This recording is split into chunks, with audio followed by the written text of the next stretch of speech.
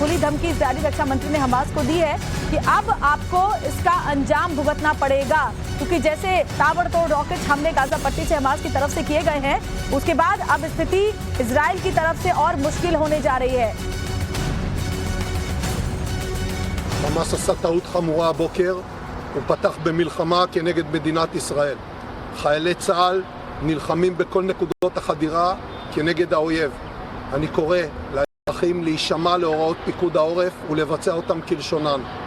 מדינת ישראל תנצח במלחמה הזאת. General Sinha, मैं आपके पास आऊंगी, क्योंकि इससे पहले आरोप इजरायली सैनिकों पर भी लगते रहे कि फिलिस्तीनियों के ऊपर उनके घर में घुसकर उनकी तरफ से अटैक किया गया है। ऐसे कई आरोप फिलिस्तीनियों की तरफ से लगाए गए हैं, लेकिन अब तो इस हमास के हमले के बाद इजरायल बिल्कुल साफ कर चुका है कि बहुत ही बुरा अंजाम होगा।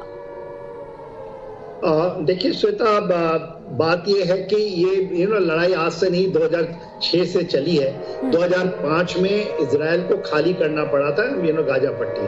2006 में इन्होंने फिलिस्तीनियों ने, खासकर हमास ने लिया, और हमास इलेक्शन लड़ता रहा है केवल और ये देखिए बाइडेन एडमिनिस्ट्रेशन जो है उसको, जो आप कह रही है बात, आपने जो बताया, वो अपोज कर रहा है सेटलमेंट ऑफ जूज, क्योंकि एक्सपेंशन जो चल रही है वेस्ट बैंक में उसको अपोज करता है बाइडेन एडमिनिस्ट्रेशन।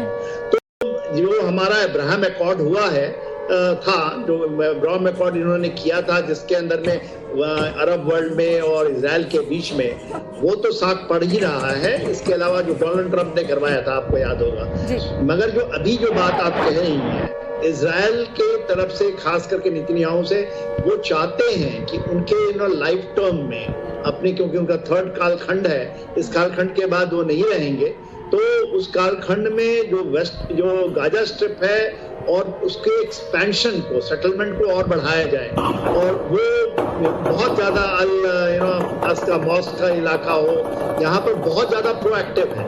और वो क्योंकि वो most right wing in history of Israel है, और ये होगा, और क्योंकि हमें थोड़ी बैलेंस होकर के देखनी पड़ेगी इन चीजों को, और पूरे वेस्ट एशिया के जो परफेक्ट में चीजें हो रही हैं उसको समझना पड़ेगा कि क्यों हो रहा है और किस लिए ये शिफ्ट हो रहा है।